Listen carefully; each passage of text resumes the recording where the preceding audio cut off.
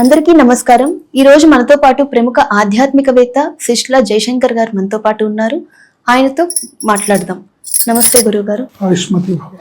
గురుగారు, తదుపరి నక్షత్రం ఉత్తరా నక్షత్రం. ఉత్తరా నక్షత్రం వాళ్ళు పాటించవలసిన విధి విధానాలు, వాళ్ళ ఐశ్వర్య ప్రదాత ఎలా ఉంది? తప్పకుండా ఉత్తరా నక్షత్రం, ఉత్తర ఫల్గుని నక్షత్రం అని కూడా అంటారు. ఉత్తరా నక్షత్రం, ఈ ఉత్తరా నక్షత్రంలో జన్మించే వాళ్ళు రవి మహర్దశ శేషంలో జన్మిస్తారు. రవి మహర్దశ అవ్వగానే చంద్ర మహర్దశ 10 సంవత్సరాలు, ఆ తర్వాత కుజ మహర్దశ 7 సంవత్సరాలు, తర్వాత రాహు మహర్దశ 18 సంవత్సరాలు, తర్వాత గురు మహర్దశ 16 సంవత్సరాలు, ఆ తర్వాత శని మహర్దశ 19 సంవత్సరాలు సాగుతుంది వీరికి. ఈ విధమైన జాతకం వీళ్ళకు ఉంటుంది. వీళ్ళు జీవితంలో అభివృద్ధిని సాధించాలన్నా, ఎటువంటి జాతక గ్రహ స్థితిగతులు ఎదురైనా ఒడిదుడుకులు లేకుండా జీవితంలో ముందుకు వెళ్ళాలన్నా శ్రీ మహాగణపతిని, శ్రీ మహాలక్ష్మిని విడివిడిగా పూజించాలి. గణపతిని, లక్ష్మీదేవిని ఇద్దరిని పూజించాలి. ఈ గణపతిని బుధవారం రోజు, లక్ష్మీ అమ్మవారిని శుక్రవారం రోజు పూజించాలి. గణపతిని తెల్లవారుజామున పూజించాలి, సూర్యోదయానికి పూర్వమే పూజించాలి. శ్రీ మహాలక్ష్మిని సాయంత్రం ప్రదోష వేళలో పూజించాలి. ఒక పద్ధతిని అలవాటు చేసుకొని ఆ పద్ధతి ప్రకారం వాళ్ళు జీవితకాలం నేను బుధవారం నాడు గణపతికి ఈ విధంగా పూజ చేయాలి అని సూర్యోదయానికి పూర్వమే, గణపతికి ఎప్పుడూ కూడా ఆయన మూలాధారంలో సంచరిస్తాడు కాబట్టి సూర్యోదయానికి పూర్వమే ఆయన సంచారం మూలాధారంలో ఉంటుంది. అందుకని సూర్యోదయానికి పూర్వమే గణపతి పూజ విశేషం ఫలితాలను ఇస్తుంది. సూర్యోదయం తర్వాత చేస్తే ఫలితం ఇవ్వదని కాదు, విశేషమైన ఫలితం కావాలి, ఆయన అనుగ్రహం మనకి తొందరగా కావాలి, శీఘ్రగతిలో ఆయన ఆశీస్సులు మనకు లభించాలి అంటే తప్పకుండా సూర్యోదయానికి పూర్వమే పూజ చేయాలి. ఎలా చేస్తాము పూజ అంటే గరికతో అర్చిస్తాము, తెల్ల జిల్లేడు పూలతో అర్చిస్తాం, ఇతరత్ర సుగంధభరితమైన పుష్పాలతో అర్చిస్తాం స్వామిని. అర్చించి బెల్లం, అరటిపళ్ళు నివేదన పెట్టాలి. బెల్లం, అరటిపళ్ళు నివేదన. బెల్లం, అరటిపళ్ళు. ఇంకా ఓపిక ఉండి ఇంకా చేయగలిగితే ఇంకా నైవేద్యాలు ఏమైనా చేసి పెట్టచ్చు. ఇవి తప్పనిసరిగా ఓ 2 అరటిపళ్ళు, ఇంత బెల్లం మొక్క ఆయనకి నైవేద్యం పెడితే పొద్దున ఆయన బ్రేక్ఫాస్ట్కి సరిపోయినట్టుగా సరిపోతుంది. అదే ఇలా ప్రతి బుధవారం క్రమం తప్పకుండా చేసుకోవాలి.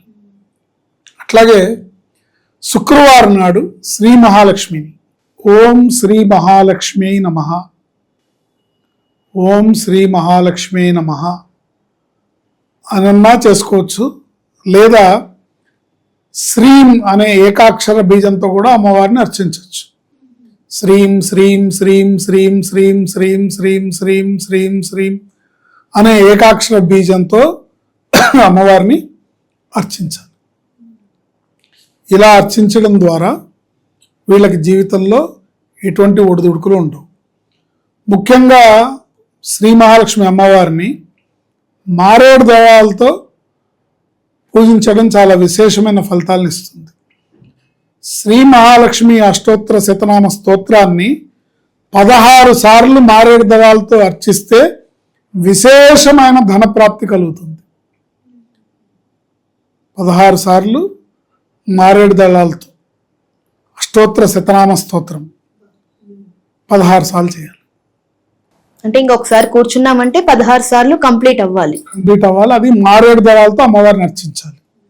చేస్తే విశేషమైన ధనప్రాప్తి. అంటే మీకు ఏదన్నా బాగా పెద్ద మొత్తంలో డబ్బు కావాలి, అవసరం ఉంది, అమ్మవారి అనుగ్రహం కావాలనుకున్నప్పుడు అలా విశేషమైన పూజ చేసుకుంటే అమ్మవారి విశేషమైన అనుగ్రహంతో విశేషమైన ధనప్రాప్తి, ఐశ్వర్యప్రాప్తి కలుగుతుంది. అట్లాగే వీళ్ళు జీవితకాలంలో గుర్తుపెట్టుకోవాల్సింది ఏంటంటే డబ్బులు ఎవరికి అప్పు ఇవ్వకూడదు. వీళ్ళు శుక్రవారం నాడు అసలు ఇవ్వకూడదు. శుక్రవారం నాడు వీళ్ళు ఎవరికి కూడా డబ్బులు ఇవ్వకూడదు. ఇవ్వకుండా ఉంటే ధన ప్రాప్తి కలుగుతుంది. ఇచ్చినందువల్ల నెగిటివ్ అనుభవాలు ఎదురవుతాయి. అందువల్ల అలా కలగకుండా బుధవారం నాడు గణపతిని, శుక్రవారం నాడు అమ్మవారిని అర్చించడము, అమ్మవారికి పాయసాన్ని నివేదించడము చేయడం ద్వారా విశేషమైన ధన ప్రాప్తి కలుగుతుంది. ఇప్పుడు ఈ ఉత్తర నక్షత్రం వాళ్ళు గురుగారు ఇప్పుడు లక్ష్మీ గణపతివి, అమ్మవారివి చిన్న చిన్న శ్లోకాలు చదువుకుంటూ ఉంటే కూడా వాళ్ళకి ఏమైనా ఫలితం ఉంటుందంటారా? ఇప్పుడు సంకటహర చతుర్థికి వాటికి కూడా మనం ఇందాక ముందు ఎపిసోడ్లో మాట్లాడుకున్నట్టు తప్పకుండా వాళ్ళు జీవితంలో వదిలిపెట్టకుండా ఒక అలవాటుగా మార్చుకోవాలి. అంటే లక్ష్మీ గణపతిని ఆరాధించడం, శ్రీ మహాలక్ష్మీదేవిని ఆరాధించడం అనేది ఒక అలవాటుగా పెట్టుకోవాలి. అంటే ఏ ఒక శుక్రవారమో ఏ ఒక బుధవారమో కాకుండా జీవితాంతం ఇది ఒక అలవాటుగా పెట్టుకుంటే మీకు ధనానికి సంబంధించిన సమస్యే కాదు, ఇతర ఆర్థికపరమైనవే కాదు, ఇతర ఆరోగ్యపరమైనవే కాదు, ఉద్యోగపరమైనవే కాదు, ఎటువంటి సమస్య ఉన్నా సరే గ్రహ స్థితిగతులు రీత్యా మీకు ఇలా చేసుకోవడం వల్ల సంపద అనేది ఏర్పడుతుంది, అత్యంత ఐశ్వర్యం అనేది ఏర్పడుతుంది. కాబట్టి ఇది జీవితాంతం చేసుకునే పరిహారం ప్రక్రియ. ఇప్పుడు సంకటనాశన గణేశ స్తోత్రం కూడా చదువుకోవచ్చు అండి. చాలా విశేషం, చదువుకోవచ్చు. చూసారు కదండి, ఉత్తర నక్షత్రం వాళ్ళు వినాయకుడిని, అమ్మవారిని, లక్ష్మీ గణపతిని పూజించుకుంటూ ఉంటే వాళ్ళ జీవితంలో వచ్చే ఒడిదుడుకులు అన్ని ఈజీగా అడ్డంకులన్నీ తొలగించుకోవచ్చు అన్నమాట. ఇలాంటి మరిన్ని అప్డేట్స్ కోసం మా ఛానల్ ని సబ్స్క్రైబ్ చేసుకోండి.